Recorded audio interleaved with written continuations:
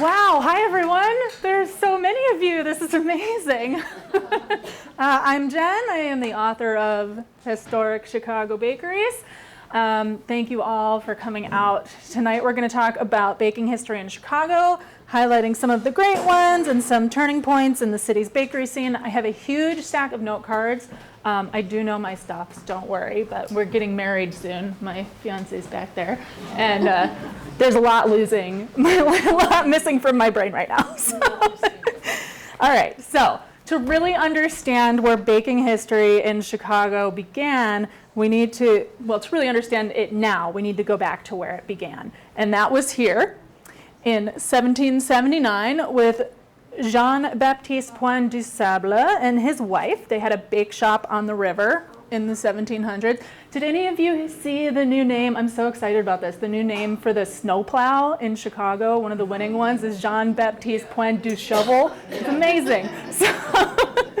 So he and his wife had a bake shop on the river, and this is his original homestead. That's him there in the corner, probably thinking about where he should put his bakery with all of this beautiful land. And about 100 years later from this, in the 1830s, flour milling became a big industry in Chicago. And then 50 years after that, in 1880, Chicago officially started licensing its bakeries. So there were bakeries before, not great records on that, unfortunately, because none of them were officially licensed by the city. Can all of you hear me okay? No? Okay, great. So at one point, there were about 7,000 bakeries covering every ethnic group in Chicago. So obviously, Chicago has always had a huge baking scene.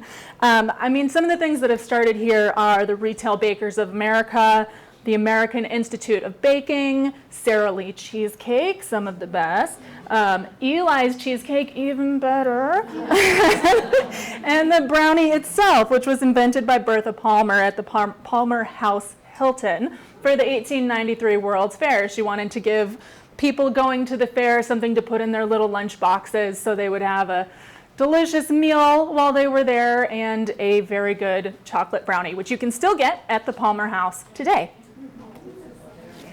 Yes, it's the original recipe, delicious.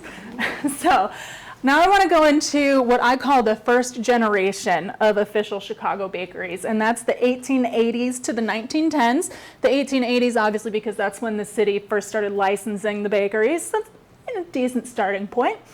This time was a lot of immigrants coming in a wave. They stopped here at Ellis Island first. No, not in Chicago, but it kind of looks like the Humboldt Park Fieldhouse to me a little bit.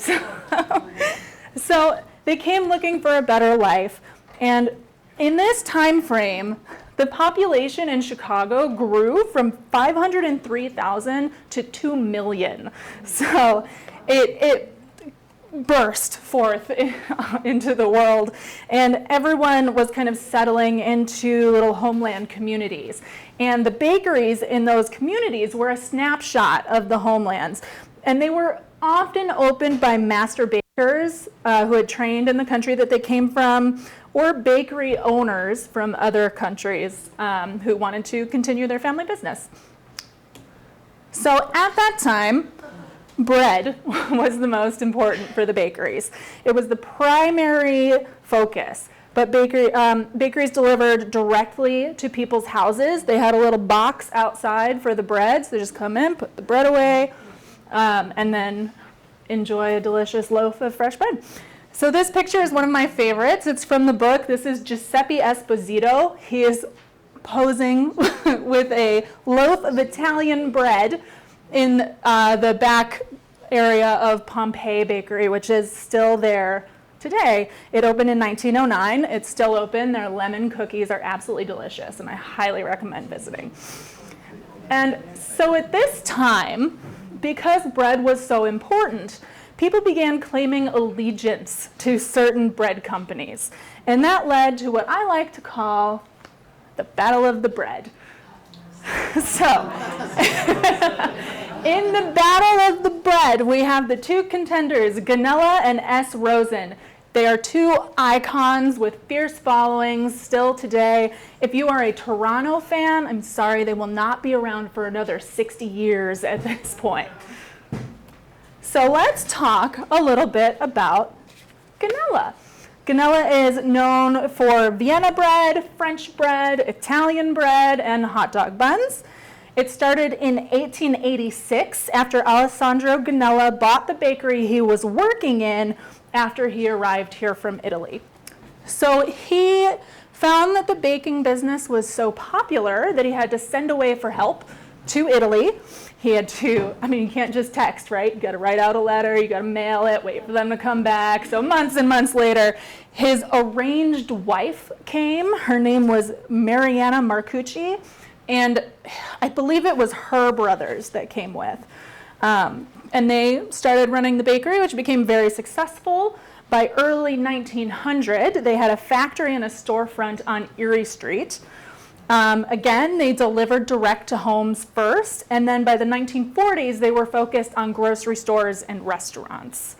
I believe that's still their main business today, but I know you can get their delicious bread. So now they have 5 facilities in Illinois and Pennsylvania. They make 3 million pounds of dough each week.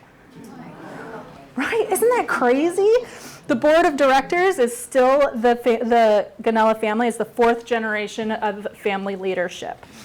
So this picture on the left here is a Ganella driver named Hank DeVia in 1986. They were selling bread downtown for 20 cents a loaf to celebrate the 100th anniversary of the company. But people loved the bread so much that they were giving him $20 and just telling him to keep the change. So they made much more money than they thought they might. But all of the proceeds went to March of Dimes. And then the picture on the right is the sign from the Erie Street plant. Okay, and now S. Rosen. So S. Rosen is a part of the Alpha Baking family. They are known for rye bread, first and foremost, is what started the business, and hot dog buns. So Sam Rosen opened his bakery in 1909 after he ran a bakery in New York City focusing on rye bread. So there he formed the first bakers union, and he led a strike for better hours for bakers because they were working ridiculous hours all the time. The strike worked, but there was a bit of an accident. One of the strike breakers hit him over the head, and he ended up going deaf in 1 ear. So after that, once New York City bakers were cared for, he came to Chicago, and he started selling his rye bread here. And just like in New York, he became famous for it. And Alpha Baking acquired S. Rosen in 1981. The rye bread that they make is still made from the original starter. So basically, when you eat their rye bread, it's 100 years old. So,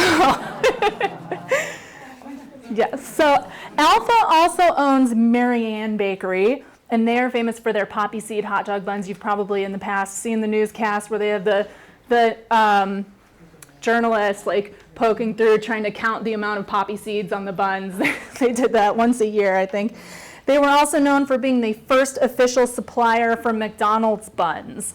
They are no longer the supplier for McDonald's buns, but they were the first official supplier.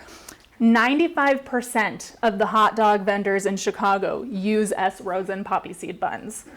So you can see how popular and delicious they are. And when I was talking to them, they told me something interesting. They said theirs is the most popular because the hinge strength on the bun is the best out of all of them. It could get soaked and it won't fall apart, which is great because, all the junk we put on our hot dogs, we need that really strong bun. They also have the record for the largest hot dog bun ever made, and that was in 2004 that they won. It is 37.2 feet long. So they loved their little skits, I guess. In 2005, they teamed up with Vienna Beef to create a peace treaty, P-I-E-C-E. So what happened was people were upset that the amount of hot dogs didn't match the amount of buns in the bag. Still a common problem. So they got together and they said, we are going to solve this problem because they were wasting something like $2 million worth of money on buns that people were just throwing away. So they got together and they decided we're going to make the same amount of buns, that are in these hot dog packages. And you can still see it at the store today. They are still the same amount, which is great. So if you ever have that problem, you know which bread to get. So rye bread also did not escape the stunts. Around 1950, or in the 1950s, this is one of my favorite stories. The Harlem Globetrotters were here and doing a show, and they were bouncing the ball around and throwing it around, and I love the Harlem Globetrotters. My parents took me when I was little, so it always made me happy. But there was a review in the paper that said the Harlem Globetrotters can do everything except eat the basketball. And so S. Rosens, Marianne, they were like, well, watch this. So they teamed up with the Harlem Globetrotters to make a rye bread basketball. It was essentially a basketball with a crust of rye bread on the outside. And so the players would come out and they would, hi over there. The players would come out, they would throw the ball back and forth, someone would take a bite, they would throw it back and forth, someone would take another bite. My only hope is that they did not dribble with the ball because I feel like that would be really gross to eat rye bread that had been gross on the floor. So on the left here are shirts from the 2019 Hot Dog Fest. I have never been to the Hot Dog Fest. Have any of you been? Yeah. Yes. Is it great? It was pretty awesome. Oh. About 10 years ago. So cool. Yeah, where is it? Do you know? Is it still in the same? That was in Lincoln Park. Okay. Outside of the zoo, like towards the south. Got it. Okay. Yeah, and on the right is the original sign. You can see Sam Rosen's original bakery name, New York Baking Co. I prefer S. Rosen, in case you couldn't tell. I like all of their stunts. So, bread was big, but some of the oldest bakeries and pastry shops opened in this time frame as well. So, Finger Hut, if you know Finger Hut, they opened during this time. There are still 2 locations in Indiana. The Chicago one is no longer there. Scafuri Bakery opened during this time, and Scafuri was great. Luigi Scafuri still is great. He would give out free bread to needy neighbors during the Depression, which I think is so thoughtful and kind and just wonderful. It really speaks to the community that can gather around a bakery. Vasecki's opened during this time. They are best known for having extremely long lines. The longest on record was about a 3-hour wait. I think it was the day before Easter. And the paper came and interviewed the guy, and they were like, "Why are you still standing here?" And he's like, "Where else am I going to go? I've been here all day." Dressel's also opened during this time. They are closed, but the Dressel's cake, if you know it, it lives on. A lot of people don't know this. You can get it at Wolf's Bakery in Evergreen Park. It's very, very, very close. They decided at Wolf's that they wanted to make a replica of this cake, so they tried all these different recipes. They had the community come in and taste it and be like, "This is wrong, no, this is great, this is terrible, this is perfect." And they got very close, so close, in fact, to the point that the Dressel family came and gave them the original recipe. So, yes. So these are cookies from Wagner's Bakery. It's a European bakery that opened in 1918 by Jacob Wagner. It was sold to the Flores family about 2000. The neighborhood that it's in, which the name escapes me at the moment, I apologize. Square? Thank you. No, I don't think so. Sorry. The neighborhood had transitioned to Mexican. So at that point, when the Flores family bought it. So now they try to keep both segments of customers. And on the east side of the store, they have the Mexican desserts and pastries. And on the west side of the store, they have the original European treats from Wagner's. So you can still get the great food there. So during this time period, the oldest bakery in Chicago opened. But there is a friendly competition for who it actually is. So the friendly competition is between Roeser's and Ferrara. Do you guys know Roeser's and Ferrara? Ferrara pan candy, that's correct. So we'll get into that right now, actually. So let's talk about, my slides stopped going forward. There we go. we'll talk about Ferrara first. Ferrara opened in 1908 by Salvatore Ferrara. He came from Italy. His family had a pastry and baking background. It was the first Italian pastry shop in the city. And Salvatore married Serafina Pagano. She's right there in 1918. The company was making candy too. They are famous for Jordan almonds. They also invented lemon heads, which is my favorite candy, Fireballs, Red Hots. Yeah, we just gave my niece and nephew some Red Hots, and they were just like, no, thank you. So much for that Valentine's Day gift. But demand was too high for both the bakery and the candies, so they split into two companies in 1920, and that was Ferrara Bakery and Ferrara Pan Candy Company. In 1922, Serafina took over the bakery, and the bakery then became immensely famous for enormous cannoli wedding cakes and for Serafina herself. So Serafina was just an incredible woman. She opened the first catering hall in Chicago. It was called Chateau Royal, and that opened in 1955. She was an amazingly generous person. She gave jobs to local kids who needed them. If they wanted, their parents wanted them off the street, she would give them a job. She would give the neighboring needy families food and down payments for houses if they needed it. She had Christmas parties for impoverished children in the neighborhood. And she helped build the halfway house and the retirement home in the community. And she went to every wake in the neighborhood, every wake, to the point where the funeral homes would set out a chair for her. Whether she RSVP'd, I don't know if you RSVP to a wake, but like, that would be weird. But they had a chair set out for her because she was known for coming. So she ended up being godmother to about 200 local children. Yes, and it earned her the nickname the Angel of Halsted Street. And they gave her a commemorative street sign that they have. So her granddaughter runs Ferrara now. Her name is Nella Davies. She's a wonderful woman. She runs it with her son. Absolutely delicious food. The cannoli cake is still a complete delight, so I highly recommend it. On the left here is a postcard from 1925. You can see Serafina in the doorway. She's with her brother James. Did I say 1925? Because that's what I meant to say. Okay, great. In the middle is the sign today and my car in the back.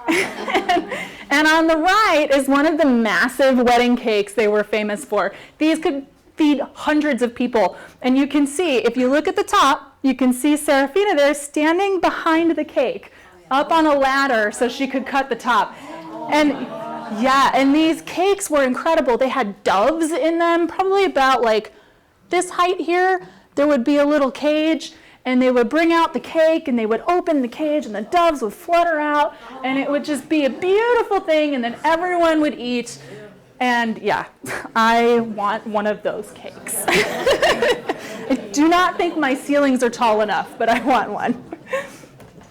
So, Roeser's.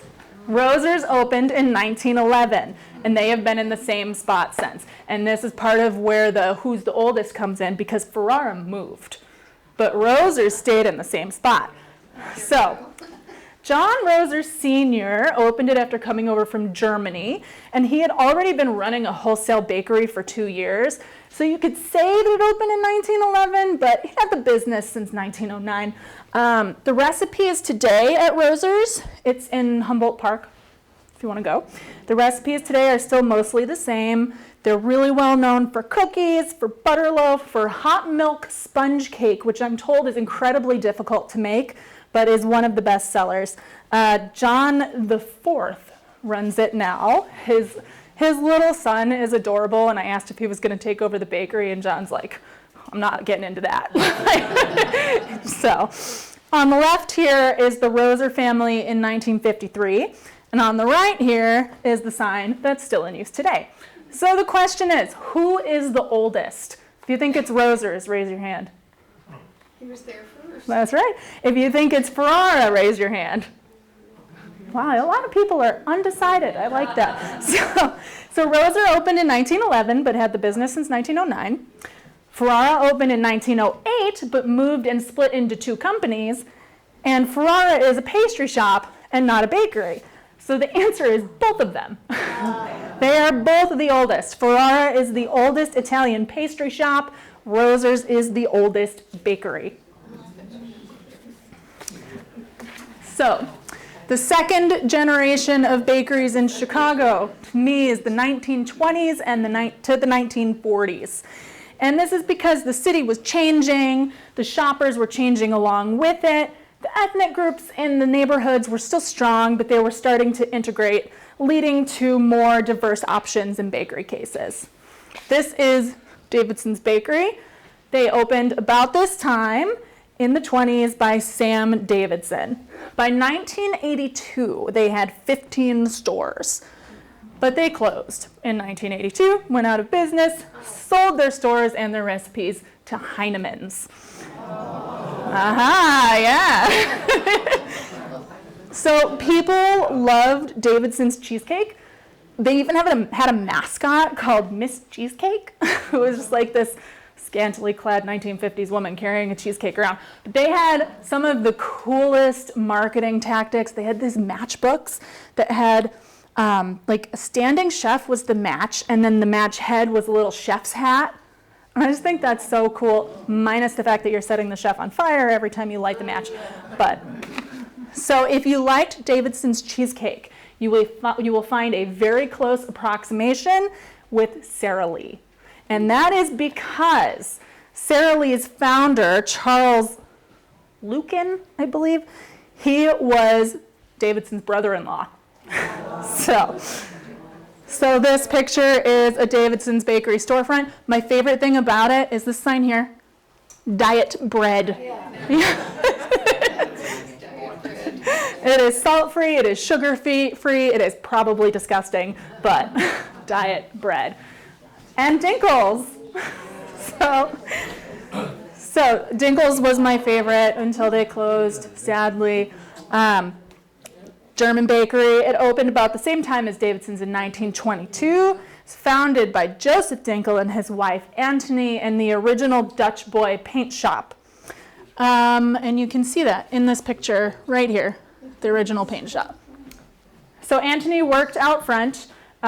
Joseph worked baking, obviously, but she would get tired of bending down. So from what I was told, she invented something called the Chicago Showcase, which is a counter height case for bakers, baked goods, so she didn't have to like constantly bend down, she just reach out and grab it.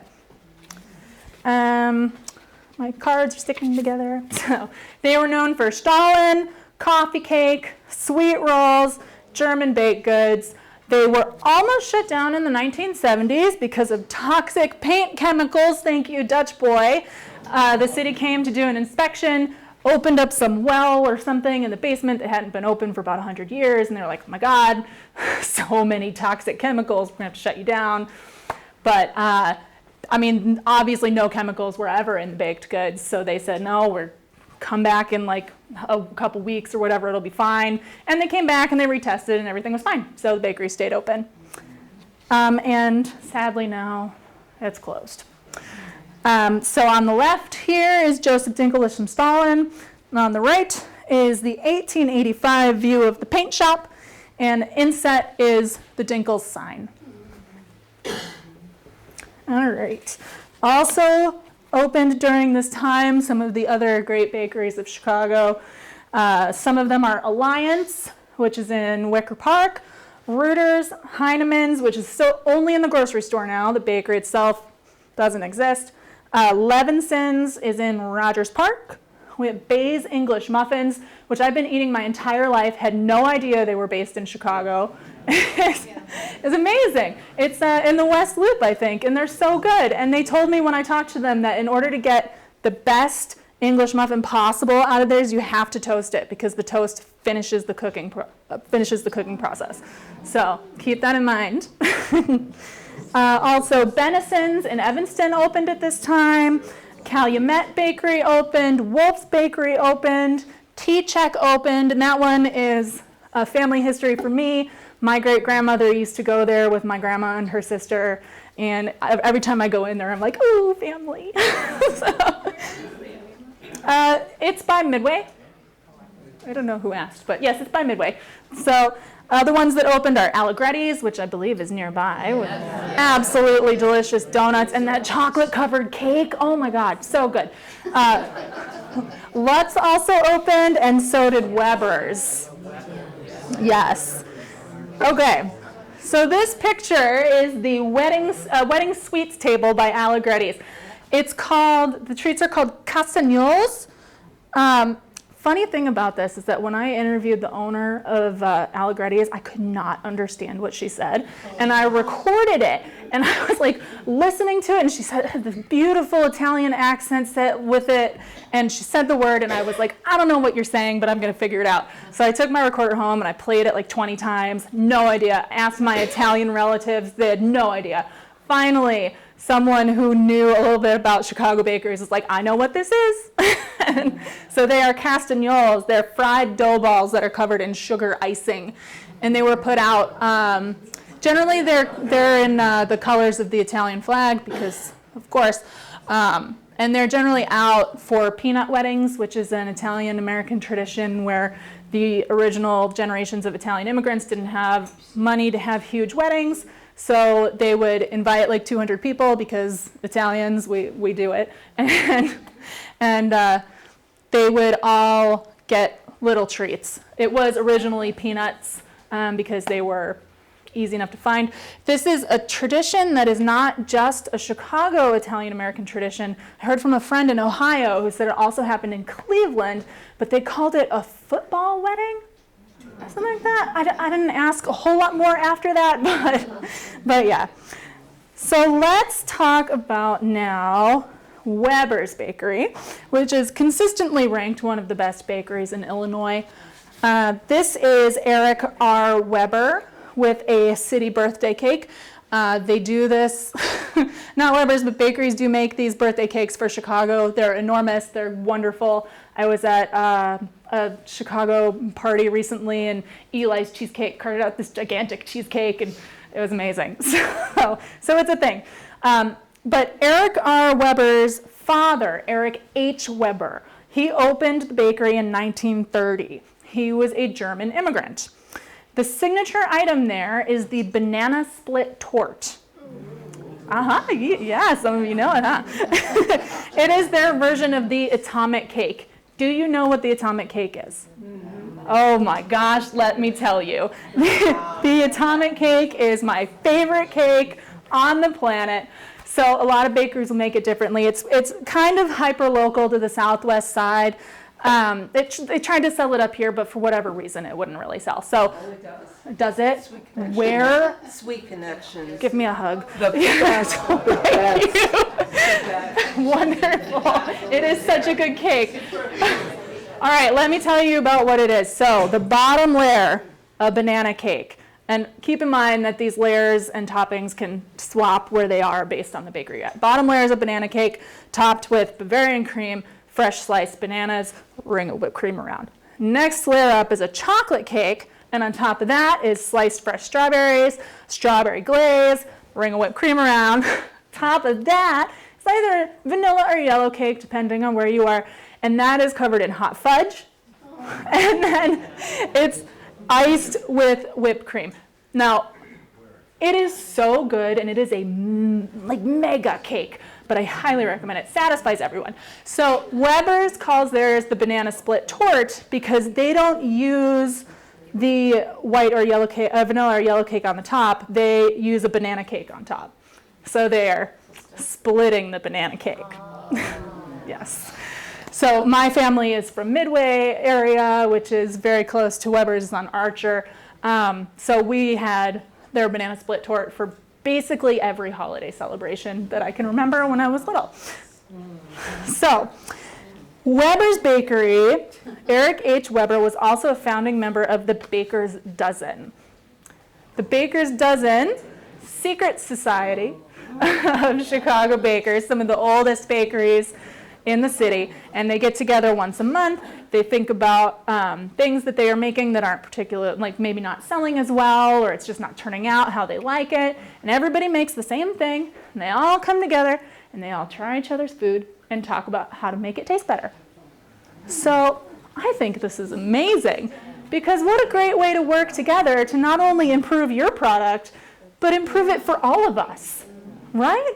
So that society, the Baker's Dozen, is still going on today. I heard they were looking for a new member, so if you want to interview, you have to be a baker, and you have to have been doing it for like 50 years, so get to work.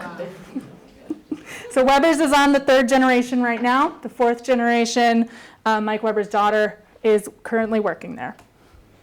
So the 3rd generation of Chicago bakeries, in my mind, is the 1950s to the 1970s.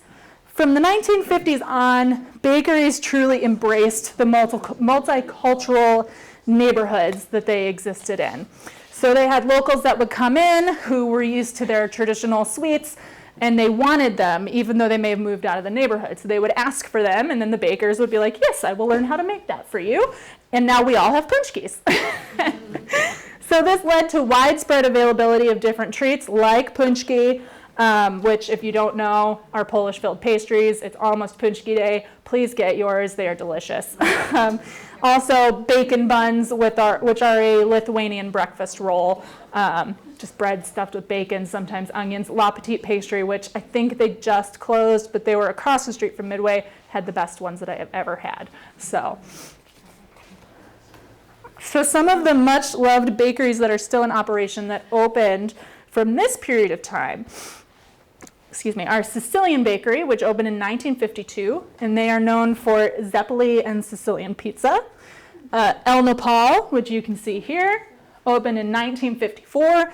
They are very well known for their, I'm going to butcher this, hojaraskas cookies. They are heart-shaped cinnamon cookies that were invented by Celia Bonilla, who was the wife of the person who opened it. Her husband was Francisco. They are so good. I have had people tell me that they still taste exactly the same as they did when they first opened, but they are incredibly sweet and a little crumbly, so make sure you have it with like tea or coffee to kind of even it out. So the great story that I have about El Nopal is that Francisco, who opened it, he was working one day and saw a fire across the street, and it was like probably 4 a.m. And he ran across the street in an apartment building and knocked on every door to wake people up so that they could get out. And he saved 65 lives that day just by going over and knocking on the door to let people out. So Toronto also opened in this time period. They opened in 1962. They are known for bread. They also made the first mass-produced frozen pizza in the grocery store. And they have a little bake shop on their factory, and you can still get the pizza today. It's called Mama Susie's. D'Amato's opened during this period in 1971. They are a coal-fired bakery. So they get coal delivered from Indiana on, I think, Tuesdays, and they heat it all up, and then they use the residual heat from the coal to bake their bread and their pizza dough and things like that. They sell a lot of pizza. And right now, it's one of only 2 establishments in the city that still use a coal-fired oven. Old-fashioned donuts also opened during this period. They're in Roseland. They opened in 1972. The owner, Burrett Bullock, very similar last name to mine, he is more than 80 years old, and he will not quit. And his daughters want him to quit so that they can take over and he can retire, but he will not quit. But the donuts are delightful. They make a Texas-style donut, which, like most things in Texas, is just very large. But I hear excellent things about it. So by the early 1990s, we only had 444 bakeries left out of the 7,000 that we started with. And there's less today. I think the last time I checked, it was something like 230. So this is unfortunately a dying breed, the scratch-made bakeries. And exactly. So why is because of the grocery store. Because they make par-baked pastries, tell you that they're delicious, bake them that morning, and they're stale and gross.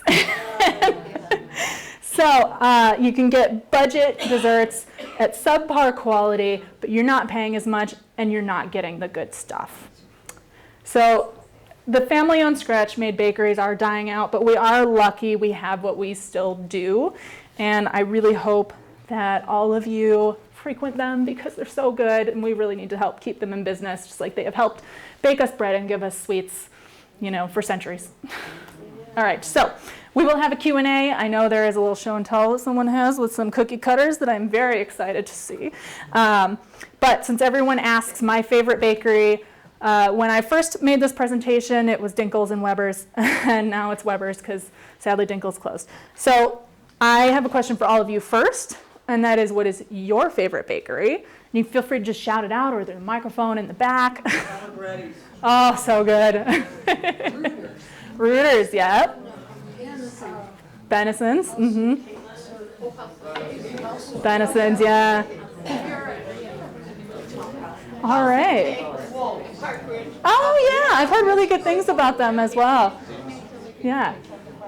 Okay. Well, if anyone has any questions, there's a microphone. I'm happy to answer. There's also, I think, some snacks in the back, some books up here. Can we see your cookie cutters? Thanks. Test.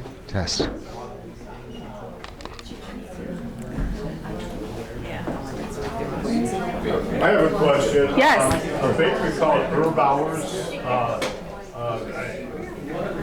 Family always talks about it. Sure. I think it was on 51st and Damon. Okay. And there was a walnut loaf apparently.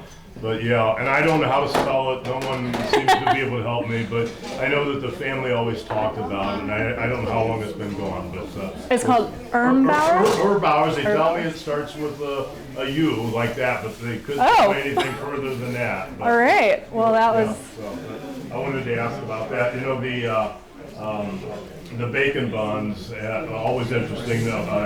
I don't know if Bridgeport still makes those. They do, yeah. Okay. Well, they keep closing and then reopening. Yeah, and I know they yeah. changed ownership, but I never had them from the Midway. Yeah. You mentioned that it just recently. It just recently closed, yeah. Very sad. Yeah, bacon buns were wonderful, especially when they're warm. I know. They're so good. I had them many times from Bridgeport. I don't live in the area.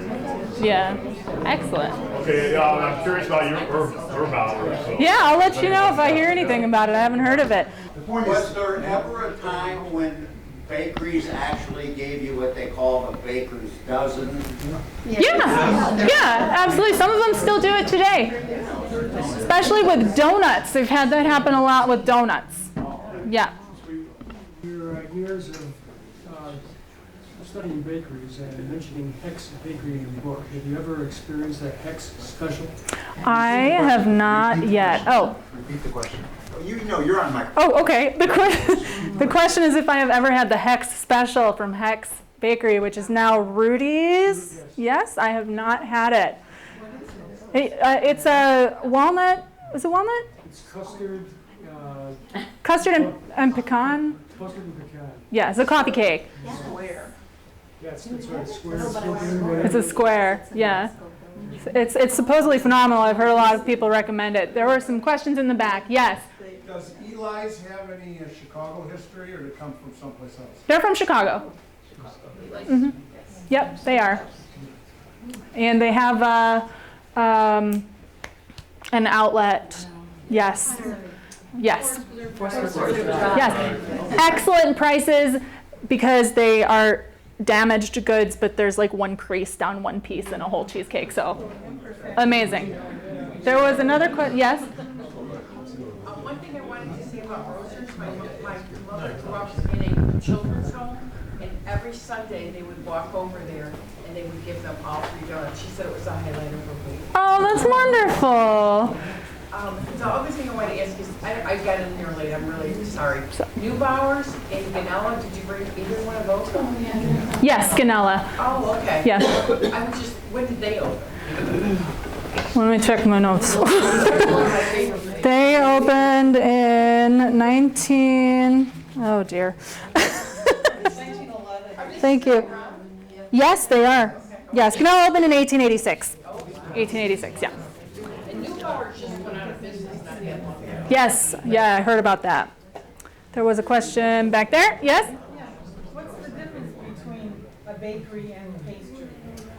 That's a good question. Oh, that's blinding.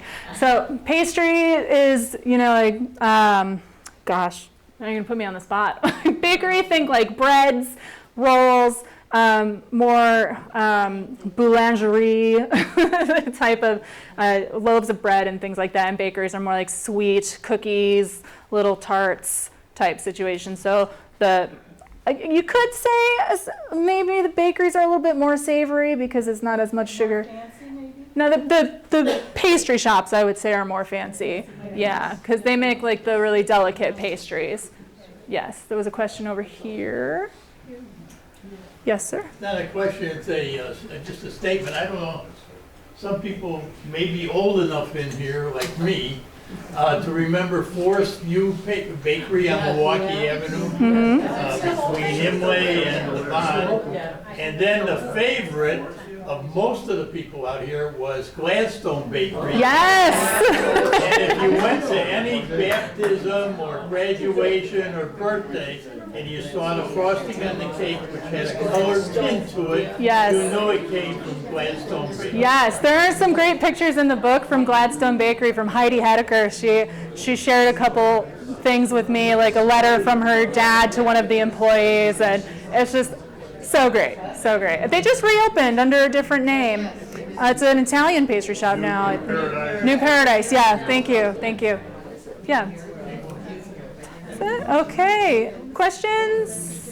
There's another good bakery out in the suburbs it's actually called Jerish, or it's Jerash. Yes. Another one, really good cakes, really good donuts. Yes, and they sell the New Look pastry, which I've heard was a product of the Baker's Dozen. They ordered special pans to make it. So I'm going there tomorrow to eat one, and I'm very excited. And there's a very local one called House of Cakes at Talcott and Stanfield. I never knew much about House of Cakes, and then all of a sudden, when other bakeries started closing, I discovered House of Cakes. They're pretty amazing. Yeah, and Deerfield's Bakery up in the north suburbs is really, really good. So, yes. Oak Mill or Oak Bakery? It's over by The House Mill Bakery. I was part of, actually, no, I was part of Harlem and got to see in that mall. It's a very good. Which one is it? Oak Mill. Oak Mill. Okay. Oh, I'll try it. Yeah. Great. Yes. You said there's only 2 coal-fired bakeries left in the city. Correct. What do most bakeries use nowadays to fire their breads and their Electric. electric? Not even natural gas? Gas or electric. It depends on what lines they have coming into their property. Yeah. There are some, like mostly pizza is wood-fired, but I have seen some wood-fired as well, yeah. No, I know. Yeah. It's just as delicious, though. Yes. You brought back a good memory for me when you showed Davidson's Bakery. Yeah. I remember they had 4 retail locations in the Loop, and all the rest of them were on the north side, which is where I grew up. Yes. And I actually went to grammar school a block away from the place where they goods, and they sent them to all the retail locations. Oh, it must have smelled amazing. The crossing guard that walked us across the street, her crossing was right through the retail shop of the bakery where they actually baked, and they would give her handfuls of cookies. And when little kids came to cross the street, she'd give us. I love that. So I look forward to going to school, not because I like school, but to get the cookies. Yeah. And it's funny you mentioned the location because a lot of Davidson's bakeries were under the L stop. Exactly. Yeah, so you could just get off the train and immediately go get your baked goods. Yeah. Yes. Lincoln Park is Sweet Fanny B's. Yes. Very popular with young. It is quite good. I like it. And Genevieve's Bakery has some of the best cupcakes I have had. Where is that? That one is, I don't know, I'd have to look. I think it's in Lincoln Square area. Yeah. Anybody else? No? All right. Thank you. Thanks, everyone. Thank you for coming. Yeah. Yes, questions online. Questions online here, please. Yes. Okay. Let me take my head. So, what about the Lithuanian Bakery in Marquette Park? Are you familiar with that?